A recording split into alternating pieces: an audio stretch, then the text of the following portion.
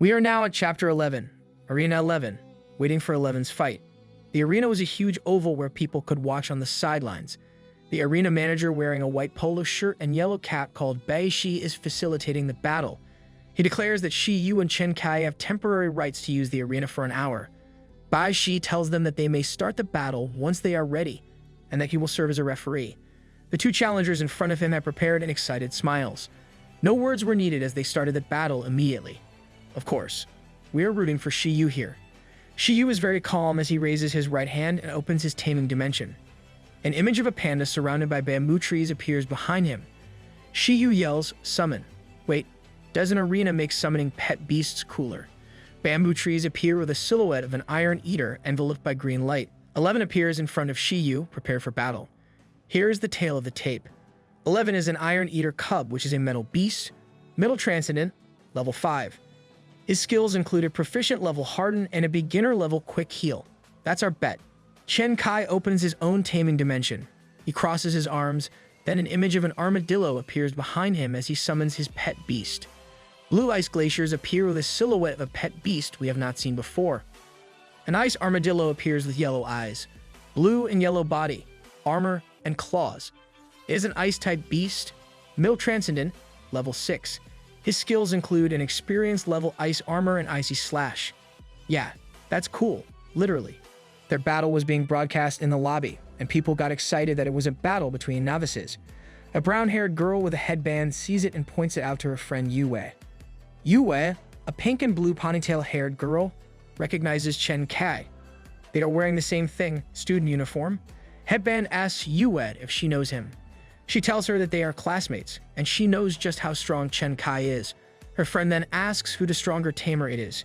Yue confirms that nobody can defeat Chen Kai in their entire grade. This is a challenger that we want. Chen Kai's ice armadillo is a level 6 beast with 2 experienced skills. Headband tells Yue that she wouldn't have guessed that the guy with glasses is a top student. He has glasses. Of course, he's a top student. Headband also asks if she knows the opponent since they both have iron eaters.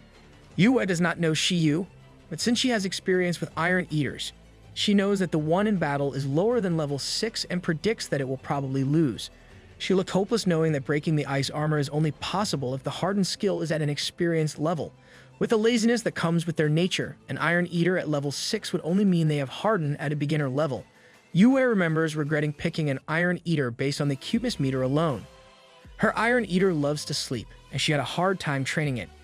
Back to assessing the battle, Yue backtracks and thinks that even an experienced level harden will not be able to defeat Chen Kai's ice armadillo. From Yue's perspective, adult iron eaters are above ice armadillos based on overall qualities. However, the one she is watching is a cub. Oh, let's look forward to all their surprised faces. Back to the battle, Chen Kai points his finger and commands his ice armadillo to use icy slash. This guy knows not to waste time. His pet beast springs into action and jumps forward.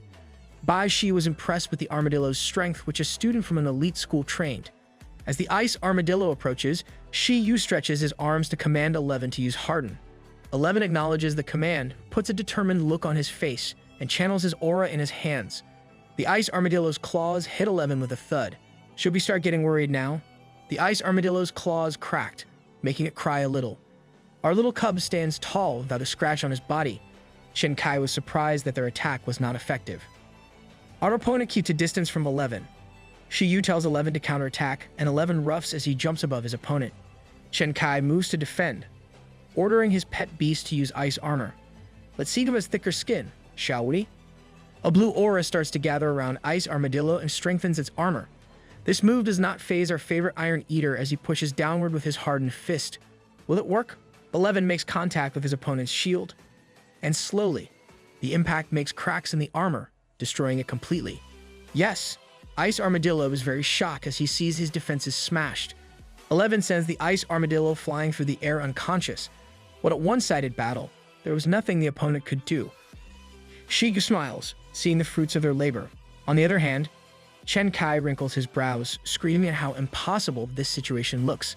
Ice Armadillo was sent past his tamer, crashing into a wall. Chen Kai still cannot believe his eyes. He is sweating. His nose is running as he repeats to himself that it is impossible how badly he is losing. I'm starting to feel bad for him. He looks like this was his first loss. Shi Yu reviews the battle in his head immediately. He was happy seeing the skill hardened performing better than he imagined. Raising 11's fighting spirit with dinner might have affected his drive to win. More yummy food for this win celebration, please. Shi Yu wonders if the battle is over, seeing the referee go towards the fainted pet beast and the student he fought. It was too easy for him that he was not even concerned if the ice armadillo would stand again. He is already thinking of where to find stronger opponents. Even the referee could not believe his eyes. The battle was over quickly before anyone could realize what happened. Bai Shi wonders if the harden used was at a proficient level, but he could not be sure since he knows that this was a battle with a level 5 Iron Eater. Bai Shi and Chen Kai sit in silence as they try to figure out what is happening. Yue, who was watching the whole battle happen, wondered the same thing. She did not expect an Iron Eater cub to have a proficient level harden. The audience cannot believe what happened either. Headband states the obvious that Yue's classmate lost, and Yue now starts to deny knowing her classmate who lost. Yue, you traitor. The keyword here is unbelievable. That's just what everyone can think about now. Yue still cannot believe that a level 5 Iron Eater could have a proficient level harden. She tries to make sense of it, assuming that its tamer is high ranking, or that he comes from a wealthy family, a tamer with top-grade supplements, or a tamer with unique training methods. She lists everything she can think of. Yeah, I wonder if one of those is true. Anyway, despite denying knowing Chen Kai earlier, she hopes that he recovers from this loss. Meanwhile, Chen Kai returns his iron armadillo to his taming dimension. He wondered who his opponent was. Shi Yu is still a nobody for now. He checks Shi Yu out again, and at the other side of the arena, he sees an Iron Eater waving at him. 11 waves his hand energetically. Is he taunting his opponent when he has already won? This gesture annoys Chen Kai, and now he concludes that knowing that the outside world is dangerous, he'll be confining his experience at school. 11 strikes a peace sign, all sparkling and proud of himself for training until 4 in the morning. The referee now declares Shi Yu as the winner of the battle. You know what this means. We will not be paying a single cent for this battle. Pay up, Chen Kai. Shi Yu looks at 11 happily and celebrates his win again. He takes 11 back to his taming dimension and asks him to rest. But what I really want to know is, did we make friends or enemies today? Chen Kai is curious if Shi Yu is a student from Pingqing. He is so amazed by his opponent's power that he wants to know who this is. Shi Yu gladly answers the questions and confirms that he is indeed from Pingqing and lets him know that he just graduated from Glacier City. Pingqing is on the outskirts of Glacier City. The quality of education there is lower than in the city. Star students usually target studying in the city to receive a better education. Chen Kai stares at Shi Yu, thinking of the gap they have, which he assumes is because of the level of education they received. He guesses that Shi Yu is one of Glacier's most outstanding young tamers. Knowing that there is someone always better than he is drives him to decide to work harder. Yes, losses should always be treated as an opportunity instead of a setback. Shi Yu says goodbye to Chen Kai, but something struck him the wrong way. Aha, something clicks in his brain. Chen Kai is graduating, but his graduation is 1 month away, and someone graduating recently does not make sense to him. Are education timelines similar in Blue Planet? Bai Shi hears this sentiment and confirms that this is the case for battle majors. Referee, medical, and breeding majors graduate sooner because of the difference in internships and job placements. This information hurts Chen Kai's ego. Shi Yu was not a battle major. Again, keyword unbelievable. Bai Shi asks Chen Kai if his ice armadillo needs to be taken to the health center. Chen Kai was also reminded to pay his opponent's fees since he lost the gamble battle. Chen Kai decided to go to the health center first. Even though taming dimensions can help heal a pet beast battle wounds, he wanted to utilize the services he is paying for $200 total. Meanwhile, Shi Yu was already searching for another opponent. The receptionist informed him that he could not challenge opponents on a higher level because tamers are grouped according to the levels of pet beasts. Seems like a fair rule. The receptionist explains that some tamers want to avoid battling with someone weaker. This concern shows how competitive tamers are in general. They do not strive only for victory, but always look forward to improving. This rule saddens Shi Yu. He always wants a good challenge, as any good tamer does. He had shown 11's proficient level hardened in his battle, and he knew no one would match him in the levels 1 to 6 bracket. The receptionist gives him the option of going into battle with someone he knows for an arranged battle. This allows him and his chosen opponent to rent an arena together with other services. This is a problem because Shi Yu does not know anyone. He is a certified introvert who does not know where to find anyone. He thanks the green-haired receptionist and goes outside to board the bus to the Tamers Association. Will he be able to find what he needs there? The Tamers Association is a place that accepts and announces missions and rewards to tamers.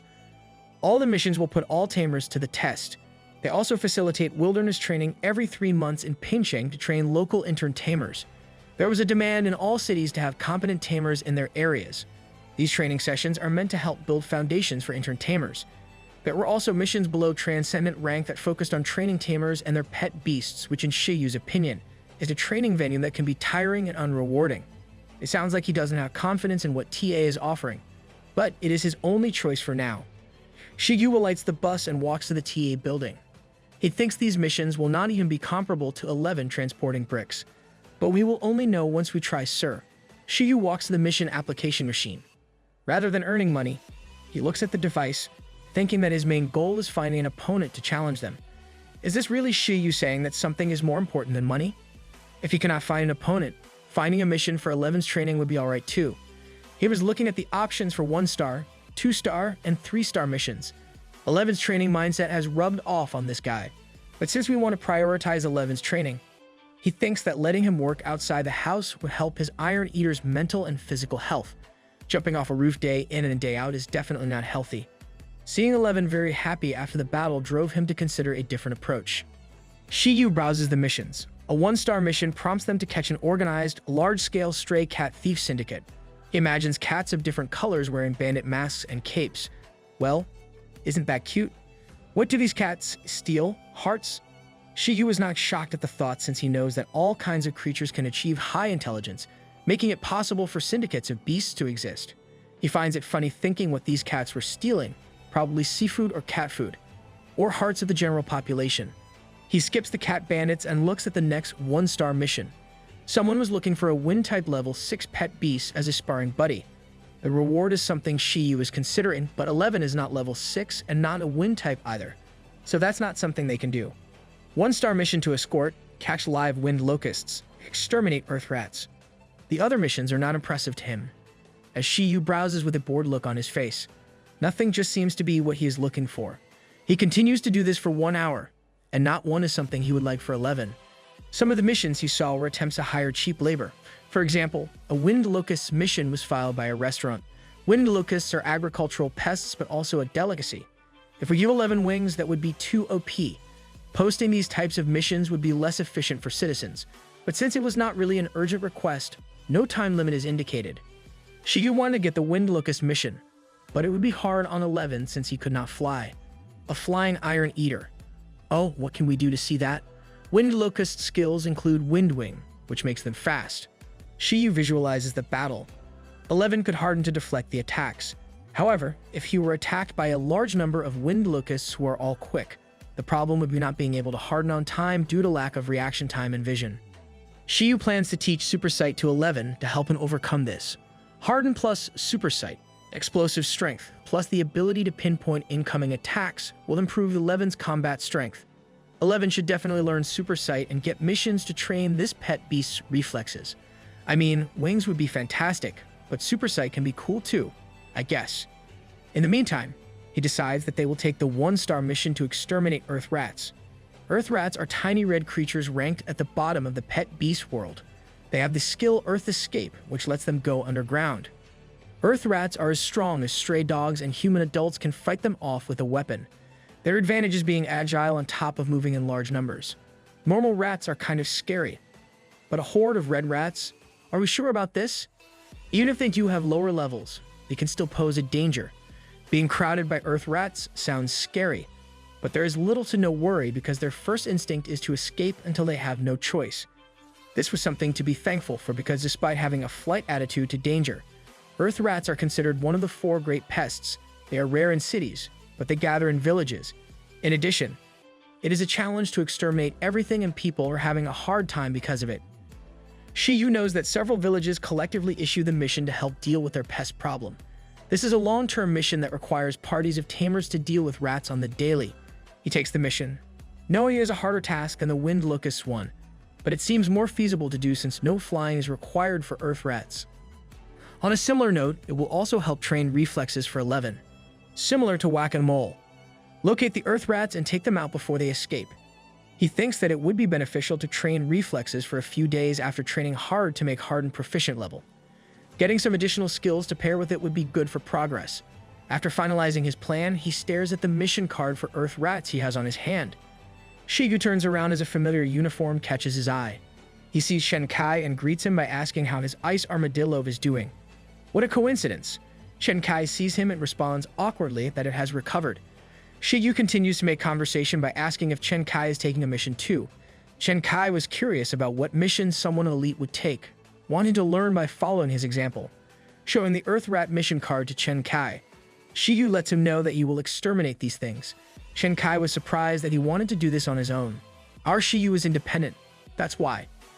Shi Yu is aware that Tamers tackle this mission as a party, but Chen Kai explains further that since Earth Rats are cunning, working with others would make the job easier. Chen Kai passionately asks Shi Yu to form a party with him for this mission. Having company is not really a bad thing, Shi Yu. Shi Yu was taken aback by this request, considering he had just easily defeated this guy. Chen Kai is just built different. He then tries to decline politely by saying two of them would not make such a difference, but Chen Kai readily responds that he will take two more of his classmates to join them. Chen Kai already distributes tasks like having one stall the rats, others distract the rats, and the remaining attack the rats. This guy is so efficient and convincing. The elaborate planning makes Shi Yu wonder if this is a boss attack. However, he thinks it through and knows that facing an enormous number of Earth rats would be troublesome. Plus, this opportunity can help him network. Shi Yu accepted the partnership. Chen Kai excitedly confirms that he will take care of asking his classmates as soon as this night. As expected from a top student, he works fast. They will be forming a 4-member party. Chen Kai's ulterior motive is to find out how Shi Yu is training his pet beast. He is curious about how one can drive an iron eater that is naturally lazy. Shi Yu heads home and goes straight to the 100 Herbs Hall. By this time, the clerk was already familiar with him. The clerk wonders what Shi Yu does for a living because it's his 3rd time visiting the store this month. Our best actor coughs lightly and tells the clerk that his pet beast has been training a lot and battling, which is not a lie, and that he had always been sickly since he was young, which is definitely not true. The clerk then gives him multiple boxes of clearing capsules with a worried look on his face. Shi Yu thinks that he should find another supplier to avoid looking like a weak person who needs supplements frequently. But for now, this is necessary if he wants to prepare for his first mission with 11. After a long day, Shi Yu is back at home. 11 can be seen munching away bamboo while Shi Yu wolfs down his dinner. They both deserve such a good meal after their victory. The celebration did not last long because Shi Yu looked at 11 with bright eyes after eating and told him he would be learning a new skill. Shi Yu pinches 11's face while 11 looks sad. He is disappointed because he feels like all his strength is never due to his hard work, which he prides himself in. We hope 11 does not underestimate himself. We see you. Shi Yu does not wait for his opinion and starts teaching super sight. He explains to 11 that this can be activated using mental energy and that his eyesight will improve. This skill will also give 11 night vision. 11's eyes burst with green light and the teaching part is over instantly. 11 rubs his eyes while his tamer's spirit is just sucked out of him. The Iron Eater does not waste a minute and starts walking to the door. It was night, and he could see the surroundings clearly. Teaching success. The training maniac seems satisfied despite him not wanting the skill earlier. He finds it helpful for training at night and will use it to make up for what he thinks is slacking off. After teaching super sight, Shi Yu sees that the cooldown for teaching became 48 hours. He feels the strain on his body so much that he hopes 11 will not train immediately. Keeping still seems impossible for 11, the hard work king. He sees 11 is already prepared for tomorrow's Earth Rat mission. Shi Yu is happy that his pet beast is super pumped but still wishes for a peaceful sleep. Meanwhile, Chen Kai is fulfilling his promise of bringing 2 people to complete the party. He goes into their group chat, where he thinks nobody is good enough, and asks any 2 people to join him for an Earth Rat mission. Join Yu Wei, a not bad student in his opinion, privately messages him. Join Yu Wei saw him in the arena earlier. She is the pink and blue-haired girl Yu Wei. Chen Kai spits his drink upon seeing this and starts replying immediately. He worriedly asks his classmate what she saw. Yu Wei informs him that she saw everything. The thought of someone seeing him lose brutally sends him into a panic. If Yu Wei knows, all the girls know now that he was defeated by a nobody. Oh no, Chen Kai's perfect reputation. They continued chatting about Shi Yu as Yu Wei was very curious and wanted to learn Iron Eater teaching techniques from him. Chen Kai then invites her to come with them on their mission and to bring another tamer with a control-type pet beast. The next day, Shi Yu and Chen Kai meet in front of the Tamers Association. Shi Yu looks like he did not sleep a wink, which concerns Chen Kai. Shi Yu lets him know that he is fine, but he is, in fact, not. Although 11 slept, his fatigue after teaching his skill took a toll.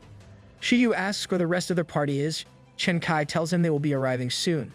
Just on cue, Yue shows up with headband and greets them good morning. Chen Kai starts the introductions, join Yue, who we already know is his classmate. Then we finally know Headband's name.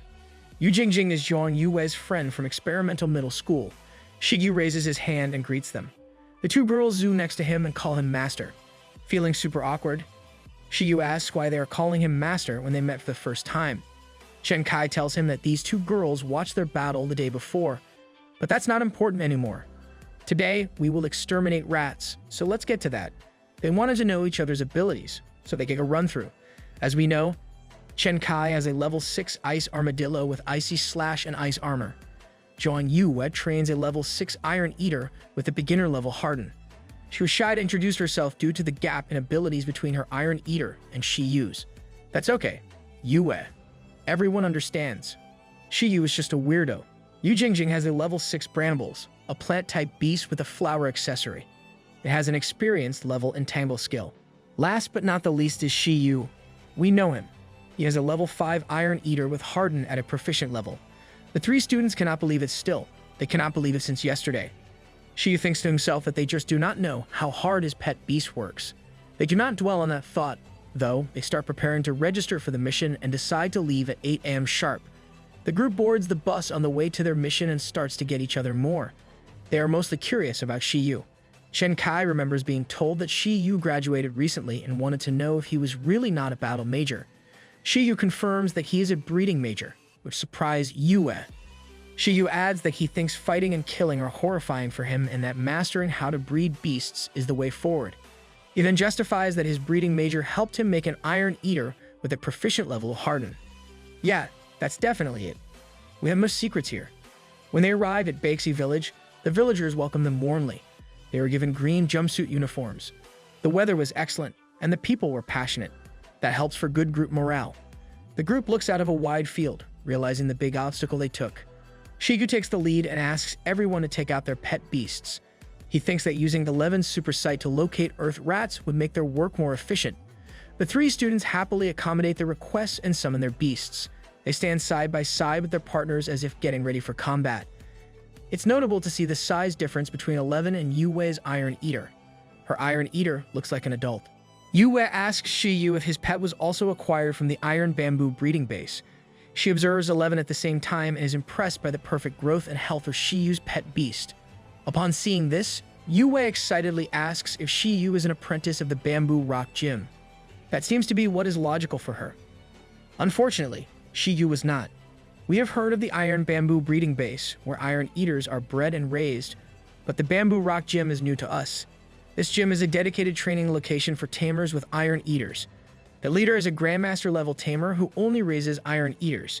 This leader has an Iron Eater with electric and fire type moves and his unique way of raising Iron Eaters. He is the best.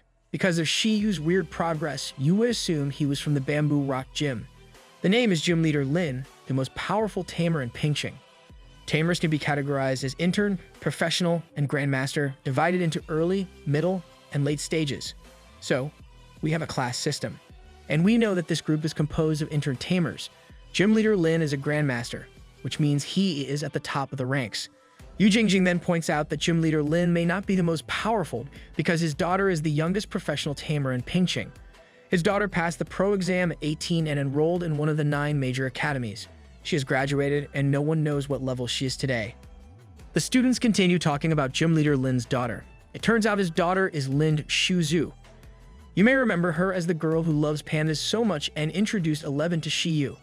Yue knows that Lin Shuzu took a breeding major and was back in Pingqing as she was the same person who helped pick her Iron Eater. Yue and Lin Shuzu talked a lot and discussed why Lin Shuzu wanted to study breeding.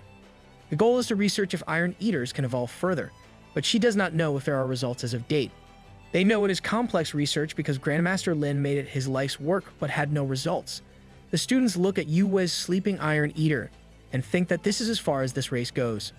Even Yu Jingjing's brambles look annoyed by all the snoring and drooling the Iron Eater is doing. Shi Yu and the ice armadillo look alarmed when 11 starts roughing. Shi Yu confirmed that they found an earth rat, and the group was excited to hear that. Chen Kai looks through a binocular and pinpoints the exact location together with 11. First target spotted. Chen Kai gives them a rundown of the situation. It is an isolated level 4 earth rat, so there's minimum danger. They need to catch it before it reacts and escapes. We see the rat now too, holding an apple, sneakily crawling around the field. Yu Jingjing reminds them that earth rats are more sensitive to temperature than sound or light. It's a living heat detector. Iron eaters and the ice armadillo might alert it if they approach. The plan is to get the brambles closer as it can pretend to be a plant and use entangle to capture it. They immediately put this plan into action, and the vines chase the earth rat. However, the rat is so quick on his toes and even throws away the apple that he is holding for an easier escape. The team is prepared. Chen Kai taunts the rat as his ice armadillo jumps in front of it to block its way, but the earth rat easily jumps over the pet beast and tries to land directly on the hole in the ground. Before the earth rat could escape, it got nervous seeing a menacing aura suddenly land in front of him. No, you are not going anywhere. 11 jumps and crashes the escape route that the earth rat has made available for himself. Because he was startled by 11 staring at him, the earth rat took a moment, giving brambles an opportunity to use entangle. Earth rat is now surrounded by 3 pet beasts that put effort into capturing him. But the spotlight was still on 11. The students were startled by 11's impact on landing on the ground. They think that a whole horde of earth rats would be no match for this iron ear. How many do you think 11 can take out? They caught one. But this mission does not stop here. They take a little breath after getting the first earth rat. They gave the catch to Shi Yu because earth rat would have escaped if it wasn't for 11. They feel like they did not give earth rats enough credit. Even Yu Jingjing's brambles, which is a natural predator, was not able to catch it immediately. Headband thinks that they need more training. You are intern tamers. Don't put too much pressure on yourselves, alright? Chen Kai and Yu Wei give a thumbs up of approval to Shi Yu for a job well done. Hey, 11 did all the work for that, but Shi Yu is currently thinking about money. He thought 1 rat goes for 10 bucks, and 100 rats would mean that it is still not worth it based on the effort plus the nutrition required to recover. Shi Yu stays focused, thinking that the super sight skill training should make up for this. Our Earth Rat party decides to split up, divide and conquer approach. Thinking that this approach will be the most efficient because of the huge area they need to cover, they will meet at noon. They will only deal with lone Earth Rats. But if they see a horde, they should call the others to work on it together. Yu Jingjing enthusiastically poses a challenge on who can take out the most of Earth Rats. Shi Yu is already planning to get 100 Earth Rats today. Everyone has to step up if they want to win. Yu Wei looks horrified, knowing that she will get last place. She remembers the big difference between her Iron Eater and 11. Shi Yu gets into position and tells 11 telepathically to aim for 20 rats before noon. 11 looks super serious, declaring he would catch 200, which shocked his tamer so much. Shi Yu looks worried. So he lessens the pressure by telling 11 that he doesn't care about the numbers and instructs the Iron Eater not to destroy the farmland or the fruit trees. Then the tamer threatens his pet beast that all damages will be removed from his food budget. We all know 11 is very explosive, but hopefully this keeps him on a leash. They run down their plan for the day. 11 should be training his reflexes and physique. Shi Yu encourages 11 to refrain from using skills and assures him that the mission will still be easy. Shi Yu knows that using skill would just mean the inevitable destruction of surroundings. To compensate for this, he promises to buy extra food with the reward money. 11 is motivated by the terms his tamer presented him and gave a thumbs up. I'm pretty sure at this point, 11's priorities are number 1, training, and number 2, food. 11 starts getting to work. He sprints and catches 1 earth rat with his bare hands. Then, he continues to quickly run left and right, chasing the pests while Shi Yu overlooks together with a local. The local asks Shi Yu if he is sure his pet beast is an Iron Eater because they haven't seen one as hardworking as this. Our 11 is one of a kind, you know. While holding earth rats left and right and even biting one, 11 asks Shi Yu why he is not being taught earth escape. 11 thinks digging himself into the ground and catching the rats there would be easier. Wow. Is this a dream that 11 is asking Shi Yu to teach him skills when he did not want him to do so just yesterday? Shi Yu asks 11 if he sees the value of having more skills now. 11 just looks back at him, triumphantly stepping on an earth rat, still holding the same ones left and right. Shi Yu tells him he would not be teaching that skill because he will use the slots for rare ones. The local asks them to slow down because he is keeping track of the numbers and has trouble catching up with how quickly everything is happening.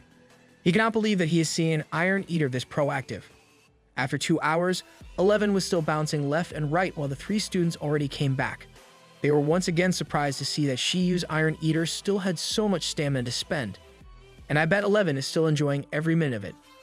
Shi Yu humbly brags that this is just a form of training and that all his Iron Eater does is eat and train. He even drops the line, "This is nothing." But really, this is nothing from 24-hour training sessions, jumping off the roof until 4 in the morning kind of thing. Chen Kai's eyes even popped out, seeing that in 2 hours, 11 caught 22. That is 1 rat every 5 minutes, and double his name. Chen Kai shakes Shi Yu up, remembering that he looked dead tired when they met in the morning, and asked him how he could keep up with this beast's energy. Shi Yu recommends the clearing capsules he is taking. I thought drinking supplements was something tamers normally do, but judging from their surprise, I guess not. He drinks another one. The 3 students are in awe, watching him take the supplement and wondering why this man is working so hard. With a look of admiration, Chen Kai praises the effort Shi Yu puts into being a tamer. Chen Kai thinks this might be why he falls behind and seems to give up hope on winning against city tamers. They change the subject when Shi Yu asks how many the others took out. Chen Kai got 7, and Yu Jingjing got 6. Yue looks at her classmates in annoyance and then starts to tear up a little bit because her Iron Eater only got 2. She even called her pet beast stupid. 11 hears that and remembers his 3-in-1 capture. He is very proud that he is built different. Our tandem got way more. What is this gap in power here? The local pets 11's head but asks Yu why not to put herself down because the Iron Eater cub is just the most efficient pet beast he has seen. He thinks 11 did a good job, although 11 seems annoyed being touched by a stranger. Shi Yu gets their lunch packs, and they start eating. While having their lunch break, they observe 11 just running around the fields tirelessly. As usual, Shi Yu cannot catch a break with his very passionate pet beast. Yue asks Shi Yu if his pet beast rests and states how unbelievable it was for Iron Eaters to be wired this way. She remembers picking her own cub for a long time and wonders how she missed this one. Shi Yu continues to eat and answers them with a question. He asks them how they think 11 mastered a proficient level Harden. They answer in unison that he has a point. Yue thinks about how Shi Yu brings his supplement with him, and pairing that with an Iron Eater that is very active is a perfect match of weirdos. Chen Kai, on the other hand, sees hard work as an inspiration and assumes that this is why the passing rate of the professional tamer examination in the city is so high. He asks if all the tamers in the city are like Shi Yu and how he trained his pet beast to be disciplined. Our Shi Yu is bombarded with questions by our top student who wants to learn so much. The questions are exaggerated. The answer is simple, but can he tell them the whole story? That Shi Yu is taking supplements because of how draining using the skills handbook is. How 11's hardworking personality is his own strength. He did not even have a choice when he picked his Iron Eater. Both he and Lin Shuzu can tell that 11 has potential. Wow, this is getting sentimental. Lin Shuzu relied on her breeding experience, but Shi Yu had the assurance that whatever pet beast he got, he had the skills handbook. Everything was a coincidence for Shi Yu, and his partnership with 11 is not something he can explain simply. Chen Kai stands up and is convinced that training hard would be his key to success. Yu Jingjing stands up and agrees, even promising to purchase clearing capsules. Chen Kai smiles as he thinks he got the secret recipe. If Shi Yu can do it, he should also be able to do it. They are so young and full of hope. Shi Yu wishes them luck quietly with a tired expression. They start talking about professional tamer examination. Since Shi Yu is a breeding major, Chen Kai asks if he would take the professional breeder examination. Shi Yu responds that he thinks professional tamer examination would be the way for him. This has been his plan from the start. Shi Yu knows that he will become rich if he becomes a professional breeder, but this will expose his talents. The public will react violently. Many may think it unfair. It is like a cheat code, after all. There are laws in place in their country, but there is also a class difference between high-ranking tamers and civilians. Big companies control everything while nations compete with each other. Tamers are very competitive with each other. It will be like Shi Yu against the world. Aside from that, humans generally have the threat of highly intelligent transcendent beasts taking over human territories. Shi Yu wants to have the ability to protect himself before he goes all out in using the skills handbook. Passing the professional tamer examination means having the chance to touch higher-level beasts, which means he will have higher-level skills. Shi Yu thinks of how he, 11, and Warren would be able to survive this world, and that is only by becoming a professional tamer and improving his own skills. Chen Kai happily tells him that if he takes the exam 2 years from now, they might be able to see each other again. He asked a question but had his running thoughts before Shi Yu could even respond. The next exam would be in 6 months. Because their pet beasts are at similar levels, Chen Kai thinks they would take the exam together. They are not qualified to take the exam yet because the requirement is to have a level 10 and above pet beast. He thinks of the struggle to reach level 10 even for next year, so Chen Kai assumes that the soonest they can both take the exam is 2 years. However, our Shi Yu has other plans. He confidently tells them that they will meet only if he fails the exam next year. Shi Yu is thinking about money again, knowing he must get licensed to provide for his pet beast. This surprised the 3 students because they knew how hard it would be to rank from level 5 to Transcendent. Chen Kai looked concerned, knowing that some beasts are stuck even before reaching Transcendent rank. Everything will be up to the beast's ability to get past that challenge. It's nice to see Shi Yu discussing this with other people. He has been keeping his thoughts to himself for a long while. Shi Yu contemplates the point that his team for today made. He is still confident in reaching level 10 and knows that beasts below Transcendent rank can still take a professional exam. Chen Kai asks if he is talking about the special exam. Yu Wei and Yu Jingjing got confused and asked if that was the exam where you could challenge a beast with a higher rank. Shi Yu explains that he will take that option because he knows 11 has a high-level mastery of high-level skills. As always, Shi Yu has thought things through even though everything he says sounds reckless. Chen Kai remembers that Shi Yu's Iron Eater has a proficient level hardened, which makes sense for him to challenge a higher rank beast easily. He feels like Shi Yu is better at him from any angle, even in planning. He reminds himself to train his ice armadillo harder after their mission. Their conversation was cut short after a loud whistle alarms them. Even 11 stopped in his tracks. The team asks what that sound is. And the local looks alarmed and screams, "Oh no! Oh no! Nothing is in sight from here." But what happened? An announcement was heard throughout the village. There was a code yellow. It means that the city issued a rampage warning and that a number of beasts are making their way to the wall and are expected to increase in numbers. There is a defense manual that the citizens need to follow. Everyone scrambled to finish their day's work and picked up everything, even their pigs. This escalated quickly. The group could not believe what was happening. The local looks worried and asks the rat exterminators to go home. Chen Kai wants to know more about what is happening. The local does not know what is actually happening, but he thinks that beasts in the snowy mountain are acting up. If the situation goes further, they will be asked to evacuate. Our group is composed of intern trainers. They cannot face wild beasts at this level. Shi Yu remembers his ride home, seeing high-voltage fences. There must be an identical system in place here. He is not worried too much since he knows that there is a wall between the Snowy Mountain and Pingqing District. In addition, Tamer Army and Tamers Association have stations on both sides of the wall as a defense against beast rampage. They warn the villagers for visibility, but the first line of defense is always ready. Shi Yu assumes that if there is a risk of breach, a different code will be issued. Chen Kai talks to the group wanting to look at the situation personally. Yu Wei contests this suggestion, saying they will only be a nuisance if they go there. I thought Chen Kai was supposed to be the smart one. Shi Yu speaks up and votes that they go back for now. Since this is a long-term mission, they can return to complete it. They can also learn more about the warning if they return to the TA. Back at the TA, the team immediately goes to the receptionist to ask about what happened in the village. He does not know what happened there but lets them know that there were 2 code blue warnings within the month. They did not even have time to process that information when someone calls Chen Kai and Zhuang Yue. The classmates turn their head to see who called them and sees Mr. Zhang, a teacher in their school. He was nearby when he saw the group chat that Chen Kai sent and wanted to take a look. Shi Yu looked blankly at the situation and was surprised that the students had a group chat with their teacher. He was worried that someone might make an inappropriate joke without thought in that group chat. They do need to be in a group chat with the teacher for announcements and such. Mr. Zhang asks his students if these are their friends. Chen Kai confirms this by saying their friends are tamers from another school. Our Shi Yu made friends. But hold that thought. We have bigger things at hand. The teacher figures out that the group is concerned with the rampage warning. Chen Kai is worried and wants to know how serious the situation is. Mr. Zhang asked them to move elsewhere so that they could talk since it was noisy at the TA.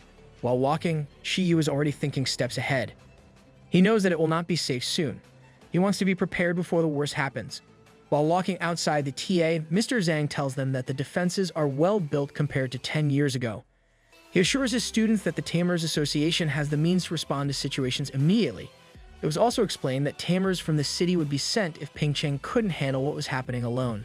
In addition, if the Tamer army can't maintain the defense, Tamer armies from surrounding cities will support them. Because of this, Mr. Zhang does not think that the Snowy Mountain is a threat. That is a solid system in place. The government seems prepared for Rampage. They stop at the garden to discuss this further. Chen Kai is still worried about a possible rampage. Mr. Zhang assures him that it is only a small-scale gathering of beasts, nothing as big as what happened 10 years ago. On the other hand, Shi Yu is very curious as to why this is happening in the first place. Snowy mountain beasts are ice types and should not be trying to get to the city due to the environment. He knows that the reasons for the rampage are food, resources, and fierce competition.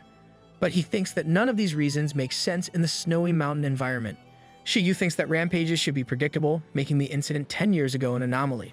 This might be the same incident where Blue Planet Shi Yu lost his family. Mr. Zhang sadly confirms that Shi Yu is correct and that many have seen the rampage 10 years ago as a mystery. While they stand beside a giant statue, Mr. Zhang says that the city has an official answer to what happened. He asks if the team knows about Glacier City's history. It's like we are now preparing for a classroom discussion. The eyes of the four youngsters shine in curiosity, but Mr. Zhang clarifies that the story he would tell is still based on a bunch of guesses. Buckle up for a very cool history subject discussion. 2,000 years ago, the snowy mountains did not exist. The area was the territory of a developed taming tribe. One day, an ice dragon came and landed on a mountain. Shining eyes with an ice-cold stare, sharp claws, and enormous wings. Just seeing the dragon makes you know that it is a powerful creature. The arrival of this beast marked the start of the Ice Age, which gave the Tamer tribe a hard time. A single dragon became a big problem for a whole Tamer tribe. Beasts can be so OP. The Tamer tribe tried to fight the ice dragon to reclaim their lands. The battle lasted for days, forming the snowy mountain. The listeners excitedly ask who won the war. Mr. Zhang thinks that the Tamer tribe won. Continuing the story, he tells them that an ice dragon ruin was discovered in the snowy mountain. It looked like a cave with inscriptions written at the entrance. Rumors say that the ice dragon's remains are sealed inside. The Tamer tribe sealed the ice dragon, but dragon roars can still be heard from time to time, even after 2,000 years. Suddenly, it's a ghost story. Are you scared? The ice dragon should be dead, but some believe it has taken a spectral form and is influencing the mountain beasts. Using only its aura, it directs the beasts to take revenge on humans. Yu Jingjing is so scared of the story that she tries to hug Shi Yu, who pushes her away. Yu Wei and Chen Kai were equally stunned by the story of the dead spirit. Mr. Zhang does not mind their reactions and points to the statue behind them. He says that this is an artifact that archaeologists dug up. Records say that the stone giant is the Tamer tribe's totem. Hey, Shi Yu should know a thing or two about archaeology. Everyone stares at the statue, then Shi Yu asks if the tribe defeated the ice dragon using the totem. Suddenly, Shi Yu hears a voice. It was saying, "That's not how it was." Shi Yu was startled, not knowing where the voice was coming from. The voice just repeated the first sentence it said. Shi Yu observes the giant statue's violet eyes sparkle. He wonders if the voice is coming from the statue. Shi Yu thought he would turn into light while raising a light stick. Shi Yu, that's the wrong universe. There is no Ultraman here. He then focuses his attention on the statue.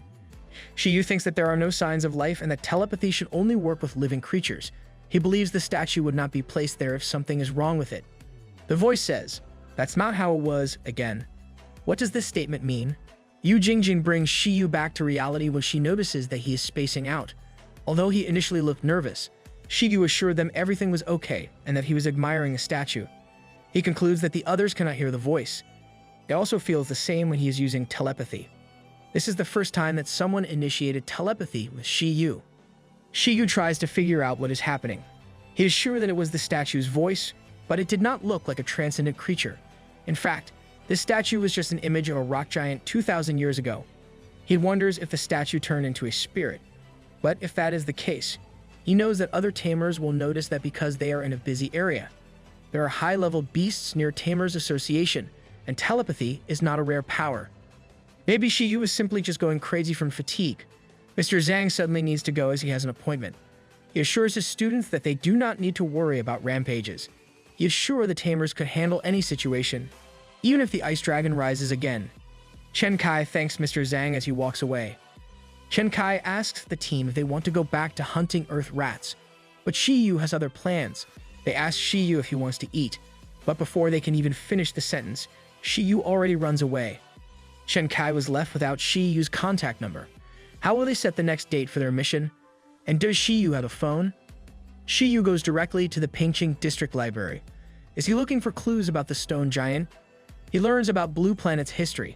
As he picked so many books to read, he learned about the legends, totem, and taming era. The legends era was when the first legendary beasts ruled the planet. In the totem era, humans started to exist and live in the territories of powerful beasts. The taming era began when humans mastered the art of taming. The taming era has also been divided between ancient and modern times. More than 100 years ago, there was a turning point when 7 human nations formed an alliance. Though the history was clearly pictured in books, there was still missing information. Shi Yu tries to search through the Alliance taming database.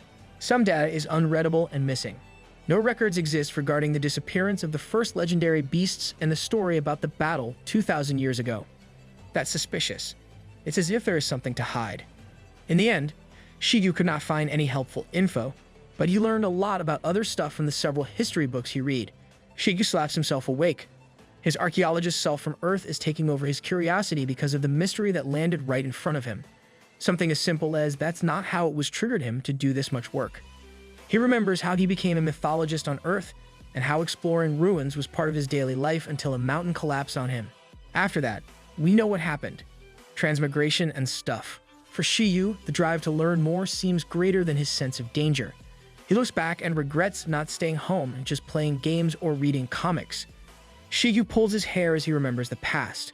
Now that he is transmigrated to Blue Planet, which is far more dangerous than Earth, he wants to be safe. He wants to enjoy this life. More importantly, he wants to be rich. He closes the book in front of him as he decides that even though the mysteries in this world's history are so intriguing, and even though this world has a more realistic mythological system, he will not be living the same life he had before. No more getting buried alive. But what is this we are seeing now? Shi Yu is back near the Tamers Association, specifically in front of the stone statue. We were just talking about not doing this, Shi Yu. I guess he can't control his curiosity. He telepathically asks the statue if it spoke to him during the day, telling him that the history they were taught was wrong. Shi Yu throws a fit because the statue is not responding. He was very annoyed and threatened to leave if the statue did not say anything. Since he is not receiving any response, he turns his back and recalls that Mr. Zhang's story was based on theories. Since there is no proof, does anyone know what actually happened? Shi Yu looks determined to uncover the truth. It looks like there is nothing that can stop Shi Yu now. He looks at the giant statue again and commands it to tell him what happened so that he can tell others the actual history. The stone statue seemed triggered by this statement and started to shake. Shi Yu felt victorious seeing a reaction after being ignored for so long. However, the statue begins to crack open in the middle with bursts of violet light trying to escape. Boom! A violet light uncontrollably surges in front of Shi Yu. Shi Yu is unharmed. He looks at the statue again and is waiting for it to respond. Terror can be seen in Shi Yu's face as he tries to figure out what is in front of him. A ray of violet light, which looks like thunder, is descending from the sky to the spot where the statue was standing before. What did you do? Was asking what happened a powerful question? The curious cat holds his face as he screams loudly. Just a moment ago, he seems so brave trying to uncover the truth. Shi Yu starts running away from the light, regretting his life choices as he realizes the danger he is in. He calls for 11 to save him. 11, come quick. Our Shi Yu needs help. Get him out of here. Everyone heard and felt the impact of what happened with the statue. Citizens start to panic, thinking that a rampage has hit the city. They were cautious, but others were calming people down. It could be just an earthquake. Nobody knows anything so far. Meanwhile, the president is looking out of his window. They were already notified that something was happening, but no specific details have been provided yet. The president had a hunch though, and he was not worried at all. Like everyone else, Shi Yu does not know anything. He returns home still worried about whatever that was that he triggered. He feeds 11 diligently, asking him to grow stronger because the world is dangerous. 11 must protect them. I'm not sure if 11 hears Shi Yu with all the food in his mouth, but he just happily devours what is given to him. Shi Yu recalls what happened earlier, the stone statue breaking apart right after he tried talking to it. The horror on his face that we haven't seen before is concerning. He regrets talking to the stone statue and regrets the situation he is in now. He kneels and prays as if he is wishing that everything is okay. He decides to stay home before finding out what happened. He decides to only go out for food and medicine. Lockdown mode. The worm suddenly tries to catch his attention because he has not been fed. Shi Yu notices him and gives him lots of leaves and fruits.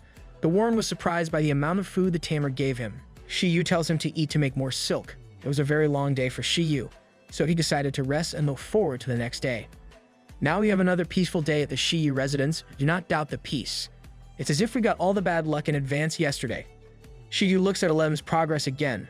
Nothing has changed since yesterday, but they are still in a good place. He still plans to teach 11 Intimidate and Absolute Slumber, which are high-level skills. He is so tired that he decides to wait a little more before teaching skills again. Shi Yu decides to let 11 master his current skills. He calls on Green Cotton Worm to be his Iron Eater's sparring partner. The worm does not seem to want to, but Shi Yu bribes it with more food. The worm is now more comfortable using the skill Silk. It had a new skill called Silk Ray. It is also strong enough to put holes through clothes that Shi Yu bought, and the speed that it shoots the rays is just right. Just right for 11's training.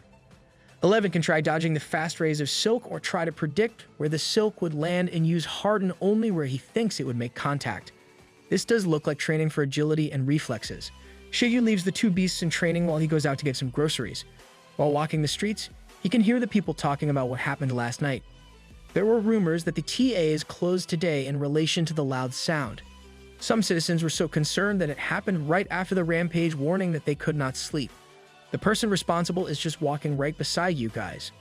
Shi Yu knows that no one would miss a giant statue going missing right after an incident took place last night. He is worried and does not want anyone to know he's involved in any way. Shi Yu knows that no one else was there last night. There are no CCTVs in this world, but it is very possible that someone has the powers to track down people. He does not want to surrender until he knows what happened yesterday. We are not yet familiar with the law, but it would be funny if Shi Yu became a criminal just because he tried talking to a stone statue. In the meantime, Shi Yu decides to act like he knows nothing.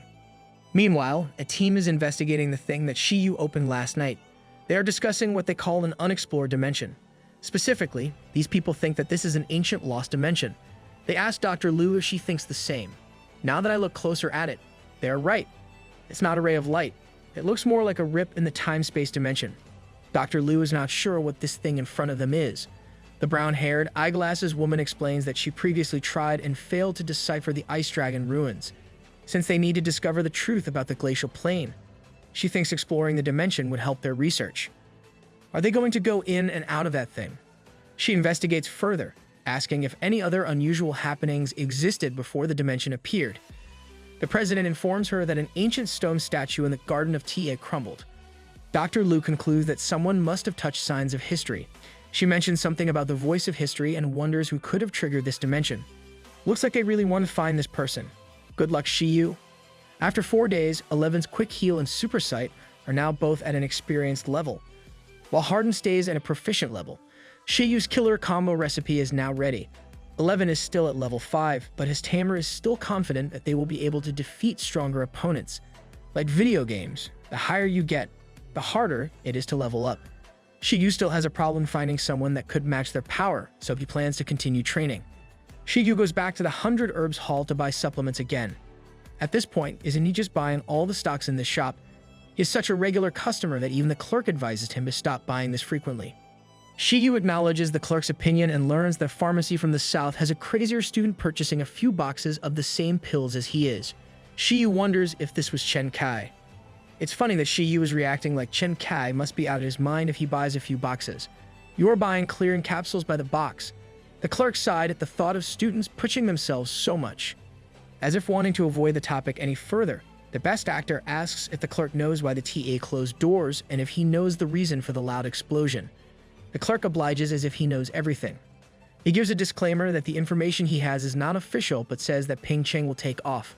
That does not make any sense at all. Shi Yu asked him to explain further. The topic of unexplored dimensions comes up. The clerk's inside sources are kinda good. Shi Yu does not know what an unexplored dimension is at this moment. The clerk teaches him that this is an alternate dimension existing independently. It is similar to a taming dimension. Actually, an unexplored dimension was once a taming dimension. I think I have more questions than the answers. Shi Yu urges him to continue explaining.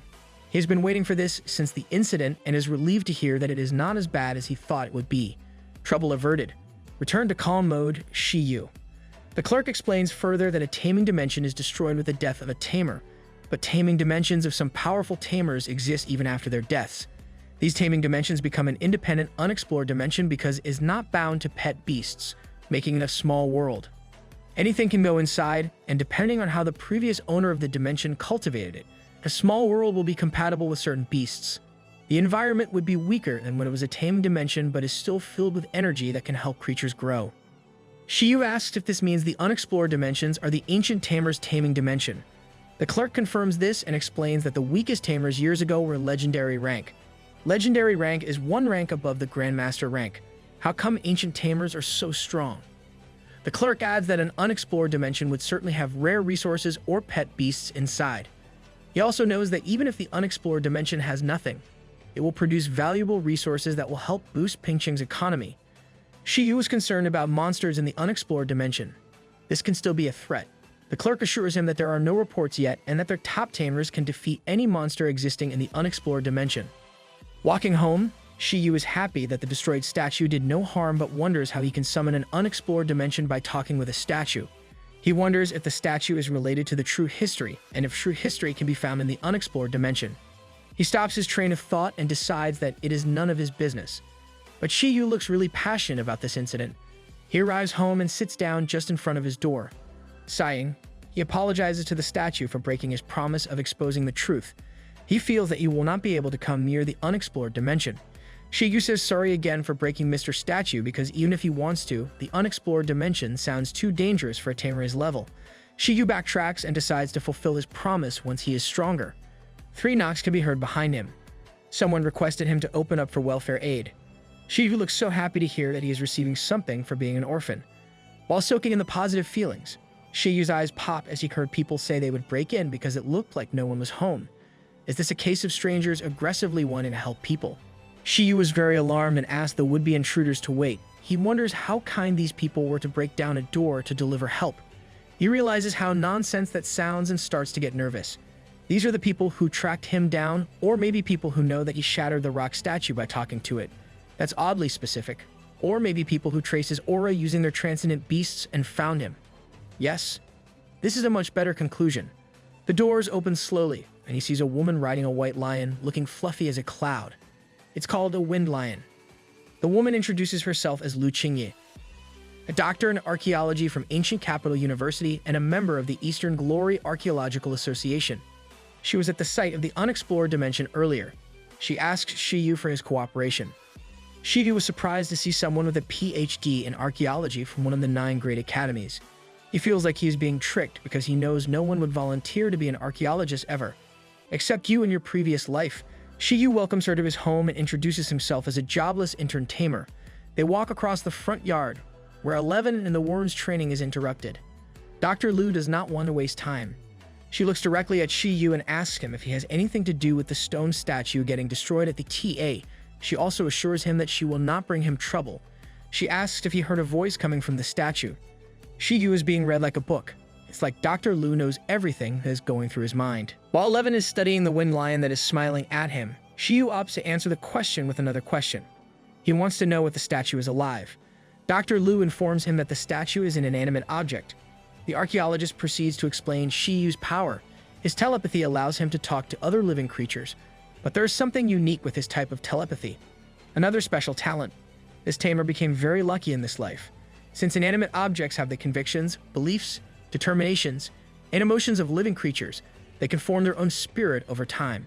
Spirit is not something related to life, mind, thoughts, or soul. They call it traces of history. Not all telepathy users can hear the said traces. Those who can do it are called those who can hear the voice of history or hearers. I don't think that Shi Yu can believe this. He wanted to know if he understood that correctly. Dr. Lu elaborates that hearing the voice of history is an amazing talent. This talent will help them know what happened during times not recorded in history. She brings her phone out and continues explaining that being a hearer is mainly useful. When exploring ruins, hearers have more power to find and decipher this information protected by transcendent powers. Dr. Lu brings up an image of the unexplored dimension that Shi Yu opened.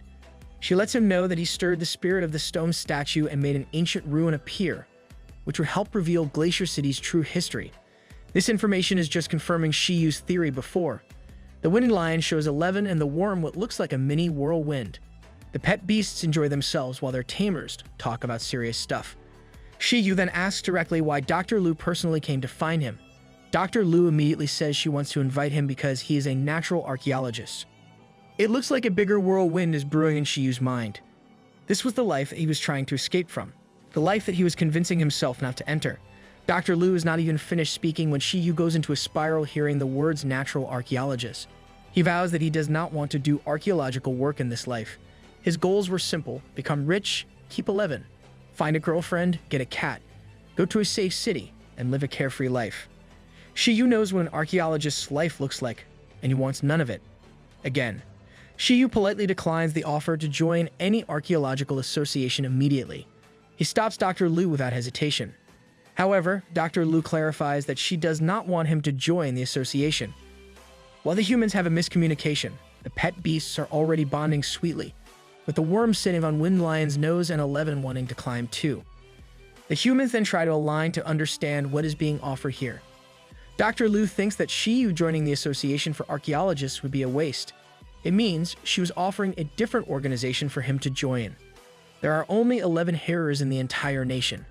It is lower than the number of legendary tamers and divine-ranked beasts protected by the nation. That's how rare it was.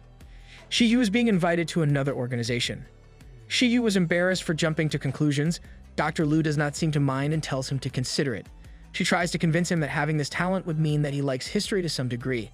This interest caused him to hear the voice of the stone statue.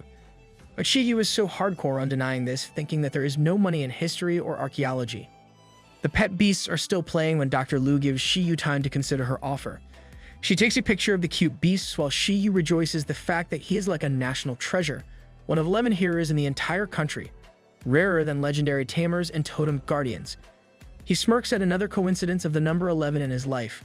Our logic king concludes that since his talent is a rare breed, he will certainly have a greater advantage if he joins the organization. This is the law of supply and demand. Since knowing that he was a rare breed 5 seconds ago, Shi Yu humbly decides to hear out the lady. He asks further questions, now interested, probably due to the high possibility of living a comfortable life. Dr. Lu entices him with more benefits than a legendary tamer receives. She looks him in the eye and confirms that he will have a higher status if he joins the organization than a legendary tamer. She even implies that he can get so rich that he can hire legendary tamers as bodyguards if he wants to explore a ruin. Forget about being a silk factory. It sounds like the life you want. Shi Yu recalls that the president of Glacier City Tamers Association is a grandmaster, which means he can reach powers higher than the president of Glacier City TA. Legendary tamers command overlord-ranked creatures and are in charge of offices in first-tier cities, which means he can be better than anyone in first-tier cities. Shi Yu becomes super hopeful and excited. Is he just overwhelmed by positive emotions? He thinks that the organization is amazing and that he has nothing to lose by trying. This tamer suddenly has no complaints about being backed into living a life of an archaeologist again. He rejoices in his luck from having loans to being someone legendary in an instant. We are now happy about this. This has become a roller coaster of emotions. Shi Yu tries to act normal, though his joy is overflowing inside. He asks what his duties will be if he joins the organization. Dr. Lu assures him that the organization has a simple structure, no restrictions, and no requirements as well. But Dr. Lu surely knows that having the hero talent comes with a passion for learning and discovery. She looks up the sky and recalls how hearers are the first ones on the scene when new legendary ruins are opened. Hearers usually support or take charge of exploration, and possessing the ability means that they are extraordinary people. This is a lot of expectation and pressure. But we agree that Shi Yu is extraordinary, extraordinarily money-hungry. Shi Yu is even more excited to hear that there are no assigned duties if he joins, knowing that he can do what he wants, getting high-ranking bodyguards, unlimited resources, information, and getting all the benefits without being required to put on an effort seems like a dream. Before he drifts off and daydreams more about this job he will accept, he asks for the name of the organization. The woman proudly presents her badge and introduces the National Department for the Strategic Investigations and Reinforcements of Ruins, also known as Department 11. It is an organization that deals with important ruins, and the members are known as Special Forces of the Archaeological Field. Shi Yu seems tired of hearing the number 11. Don't be. That is your lucky number now. I think using the benefits as bait first before introducing what the organization does was the right move.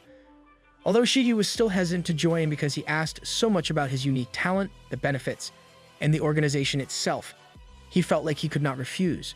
Shi Yu confirms with a thumbs up that he will join.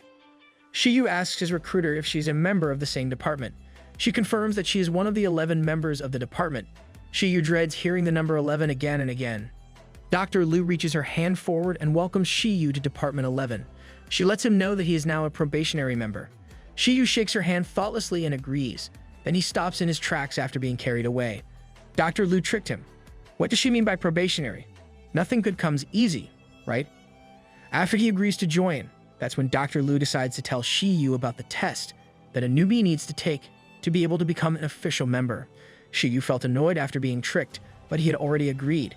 She points out that Shi Yu is too weak at the moment. But even if he is a probationary member, Dr. Lu whips out her phone and transfers 10 million bucks as starting funds for Shi Yu. A signing bonus? He was given this amount to help him become a professional tamer and to study archaeology. If someone is going to trick me, please also give me this deal. I'm sure Shi Yu just heard 10 million bucks, and all of his negative feelings went away. Our opportunistic MC starts to glow beautifully and assures Dr. Lu that he will accomplish what she asked for and, of course, asks when he can get the 10 million bucks. Shi Yu is very thankful for the 10 million that will change his life. He values this money more than he values having legendary tamer bodyguards. Shi Yu knows that he can stop relying on the green worm for money now. He frees the worm in his mind. We have been together with the worm since the beginning. Please keep it. Dr. Lu sits on her wind lion and informs Shi Yu that the documents and money will be sent the next day. She also advises him to keep his association with Department 11 a secret unless absolutely necessary because he will be hounded by international spies. Dr. Lu also assures him that only members of Department 11 know that he was involved in the appearance of the ancient ruin. Lastly, until his probation ends, Dr. Lu will be the only person he can contact in the organization. This was definitely a honey trap. They went from not having any duties to being sworn to secrecy. We may not understand it completely, but Shi Yu does. He realizes the risks that exist by having a rare talent. Being one of 11 people, he knows that if he tells anyone, he will likely become a target. He is even a more likely target because of his low level. To become an official member of Department 11, Dr. Lu gives Shi Yu a task. She is assigning him to investigate Glacier City's true history. There is no time limit. She explains that this is important to her because she assumes that information from this unexplored dimension would help her decipher the Ice Dragon ruins. Dr. Lu believes that Shi Yu is the key to finding the truth. Turning points are needed for hearers to be able to listen to traces of history. Dr. Lu assumes that since Shi Yu was born and raised in Pingqing, you will be able to hear it. She believes that even though this probationary member seems unsure, he wants to know everything more than she does. The mission she made is perfect for Shi Yu. This is a big challenge for an intern tamer. Good thing he was given funds to do it. Shi Yu enthusiastically asks if he can go inside the unexplored dimension. Dr. Lu instructs him to go ahead and do so and assures him that he will be able to go without using his Department 11 status. But wait, there's more. Dr. Lu is offering Shi Yu a present. Shi Yu has been given everything today. What could this be? She knows that he does not need money for now. I mean, 10 million is already a lot. Dr. Lu rests her elbow on her wind lion and gives Shi Yu his options. What is on the table is a skill tom for iron eaters, a unique evolution method for green cotton worms, or a young high-ranking pet beast. She assumes that the iron eater is Shi Yu's first pet beast. Upon hearing a person mention his name, the green cotton worm resting on top of 11's head pulls the iron eater's fur. Dr. Lu assumes that the worm is a beast Shi Yu is taking care of without a contract. She observes that the worm was raised well with a high-level skill silk. There would be no problems evolving the green cotton worm. She can imagine that Shi Yu is keeping the worm for fun or is waiting for it to evolve before contracting it. Since they met, Dr. Lu has been spot on about Shi Yu. Shi Yu drools at the choices given to him. He looks at 11 and thinks about how hard it is to accept something without giving anything back. Did he get reminded of how 11 does not want to simply be given skills? But he is not complaining. He'll take it like he took the 10 million bucks. The hardworking tamer tries to weigh the advantages of what is offered to him. A skill tom would mean an additional slot of skill for 11, and although he is satisfied with the skills 11 has now, one more will still be useful. Next, hearing that an evolution is available for the worm makes him want to keep it. He has invested time and effort in raising the worm that it would be a waste to free it.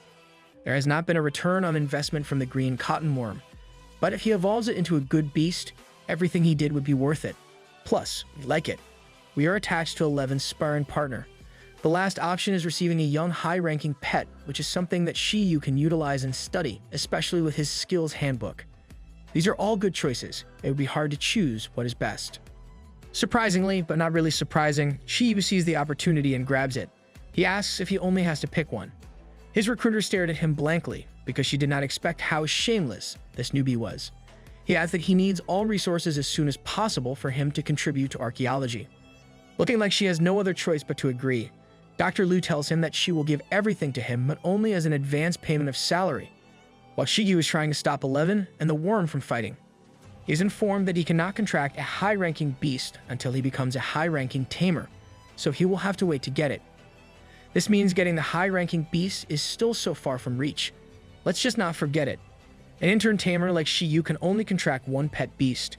The second beast he can get would have to wait until he is an early-stage professional tamer. However, an early-stage professional tamer still cannot contain a high-ranking pet beast because taming dimensions of that level would not be able to keep up with the rate of its growth. It's a lot of waiting, but at least he's already guaranteed one. Now with an injured face and still trying to referee his pet beasts, Shi Yu understands what Dr. Lu just explained to him. They move on to the next gift, which is an Iron Eater skill tom. Shi Yu and his pet beasts give all their attention to Dr. Lu when she says that she is not familiar with Iron Eaters at all. Good thing that she knows that the Bamboo Rock Gym in Pingcheng has 2 skills they can teach to Iron Eaters. She can offer a recommendation to learn from the gym leader. This was mentioned by Yu Wei earlier, where the strongest tamer in Pingcheng is the gym leader. The Iron Eater expert Shi Yu has been planning to go learn from the Grandmaster Tamer in Bamboo Rock Gym, because learning naturally instead of copying seems more reasonable. He can save a lot of energy that way. He agrees to go without protest. Shi Yu picks the worm up as they discuss the evolution of the green cotton worm next. Dr. Lu directly asks if Shi Yu wants to raise it to a wind crystal butterfly before contracting it. Shi Yu shuts down that thought and explains that green cotton worm is one of the beasts with the most potential. The worm then imagines himself as a boss worm. Who knew this little fellow was an important figure? Turns out, green cotton worms have the most evolution pathways out of all the beasts. They go through metamorphosis and can evolve into dozens of species of moths and butterflies. Evolution researchers kick off their careers studying the evolution path of green cotton worms. The worms can develop in a short amount of time, and their evolution is a game of luck. Similar to a gamble, not knowing what to expect keeps researchers on their toes. Our Shi Yu has the best of luck. He probably will get the best evolution of green cotton worm that there is. Dr. Lu stands straight beside her sleepy pet beast and starts to discuss the 3 chief rank evolutionary pathways for green cotton worms. She points out that the worm will definitely become better than the Iron Eater, which makes it the perfect second beast for Shi Yu. This is also perfect because 11 seems competitive enough to be able to keep up. Shi Yu asks Dr. Lu to continue discussing the chief ranks. The chief ranks are called low, middle, and high grades. It is given that the higher the rank, the more difficult evolving can be. The low-grade chief rank evolution is called the swallowtail butterfly, a wind and ice type with the skill Blizzard. Its wings look like a beautifully crafted stained window. The middle-grade chief rank evolution is called the ghost beautyfly, a dark-type beast with skills in curses, sneak attacks, and assassinations. It has a black and violet color, a menacing cat eye-like marks on its wings. The high-grade chief rank is called the Morpho Helena butterfly, a light-type beast with skills in using light rays and illusions. It looks like a battle angel that descended from the heavens. While every chief rank evolution seems different, I think every one of them is elegant in its own way. Evolving green cottontails seems easy, but there are a lot of steps you need to take. There are certain materials and food required to evolve to your chosen form. It is also necessary to have the skill Silk at a proficient level, and better, if it is at the perfect level, to draw the full potential of the beast. Dr. Lu adds that it is difficult to achieve a perfect mastery level of Silk, so it would be fine if he just reaches a proficient level. He is reminded of the short lifespan of the worm. The green cotton worm seems lost in all the information, but Shi Yu is able to keep up. For sure, he already has a plan. For Shi Yu, all the evolution forms mentioned are viable choices. He's going into analysis mode again. He runs through what he needs, materials and mastering Silk to a proficient level. He initially assumed that perfect level would be the minimum needed for evolution, but now he wonders if a flawless mastery level would give him 200% of the potential. Rather than keeping his thoughts to himself, he asked Dr. Lu if it is possible to master Silk to flawless. Dr. Lu teaches him that it is possible through finding an unexplored dimension or ruined dimension that is compatible with green cotton worms, where he should raise it with all his efforts. She also gives him an option to become a legendary tamer before raising a green cotton worm, but that doesn't seem possible now. It's great that Dr. Lu is stuck around to answer the curious Shi Yu's questions. Well, we are still not done with the green cotton worm crash course. Dr. Lu reminds him that there were 2 methods she discussed that he could try and offers him help on creating an ice phoenix moth evolution. Shi Yu responded that he was just curious. Because of his endless questions on the subject, Dr. Lu instructs him not to be greedy. He looks ambitious, asking about the flawless mastery level, but she explains that having a higher mastery of silk means a more difficult evolution phase. A higher difficulty of evolving would mean a higher risk of the beast failing to emerge from the cocoon. Like any other rule, there is always an exception. If the materials he used for the evolution would ensure the green cotton worm will learn a new skill that will help it break out of the cocoon, then he can do so. However, Dr. Lu warns him that not even the best evolution planner can guarantee it. Shi Yu looks at his little worm friend as he absorbs all the knowledge thrown at him. He reviews it in his mind. A higher level of silk mastery means a higher level of cocoon. A higher level of cocoon means more difficulty breaking out. But if the beast breaks out of the cocoon, there will be a higher level of evolution potential. So simple, yet so complicated. In addition, the material provided should help the beast learn a new skill while it is evolving in the cocoon to be able to break out of it. Having the right material is crucial because failing to learn a new skill would lead to a failed evolution attempt. Again, so simple, yet so complicated. But we have the skills handbook. Shi Yu tries to think outside of the box, using the advantages he has at hand. He plans to teach a skill to the worm before it becomes a cocoon. If the worm gets a skill that can help it break out of the cocoon, then it will guarantee the success of the evolution. He also knows that he can teach silk to the highest level that he can. The MC has used his brain once again. Shi Yu gets excited about using the skills handbook with the green cotton worm. He understood the gamble that evolution researchers do on the daily. Shi Yu feels thrilled to break tradition and start using an unconventional evolution method. Will he be able to make the strongest green cotton worm evolution? Shi Yu proudly raises the green cotton worm above his head. He declares that he chooses the evolutionary pathway of the Morphokalina butterfly. Though he knows his beast might not evolve to the rarest form, he wants to use the materials for this pathway as a reference. Dr. Lu is not a bit surprised by his choice. They have been talking for a while, and it's not difficult to grasp that Shi Yu has an ambitious personality. She does not really mind, but she reminds him of the difficulty and the preparation he needs to do. She also repeats that if the evolution fails, the materials will be wasted, and the worm will be trapped in the cocoon. Shi Yu acknowledges the information. The cell phone was lent to Shi Yu for a while so that he could read the evolution guide. He already knows that the silk level should be a proficient level and above. He learns that the materials he needs are called Juvenile Heart of Light, which looks like a mango, ripe sunflower petals, fluorescent core, shining fungi, sunlight rock powder, and mature shiny grass. Eating the evolutionary materials will make the worm form a cocoon. After 30 days, it should learn the skill Rainbow Ray and emerge. Shi Yu lists it down in his notebook while the worm looks over his shoulder. Shi Yu is just reviewing the steps, but he already gets tired. Soak in the shining grass in a solution of sunlight rock powder and spring water in a ratio of 9:1. Soak the food for 1 hour. At level 10, feed all the evolutionary materials in 1 day. Emerge from the cocoon after 30 days. As if the extensive discussion about green cotton worms was not enough, there seem to be extra hidden steps in this evolution thing.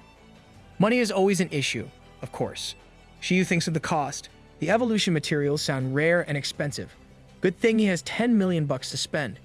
He spends so much for an iron bamboo, which is classified as a level 1 resource item, and the items he needs now are at least level 3. He closes his eyes as he reminds himself that using this guide is his last step. He will attempt to forge his own evolution path to a high-grade chief beast first. Shi Yu returns the phone. Dr. Lu waves goodbye as she heads to the door with her winged lion to leave and praises how Shi Yu has raised his iron eater and green cotton worm. Shi Yu is still waving goodbye to his guest, but he already starts doubting his decision to join Department 11. He remembers not wanting to do anything related to his Earth job, but he feels interested enough to activate an unexplored dimension. I have never seen Shi Yu so undecided and fickle-minded with anything. Well, that train of thought did not go too far because he was super excited about the money he would receive tomorrow. The MC decides to spend a lot today. Maybe buy a phone. The new recruit of District 11 goes to the Century building straight to the electronics department. A black-haired clerk assists him in choosing a phone. Without missing a beat, he describes that he wants a cell phone that can connect to the internet, detect energy levels, and has a pet beast almanac. The store clerk was able to put the perfect match for him as soon as he finished speaking.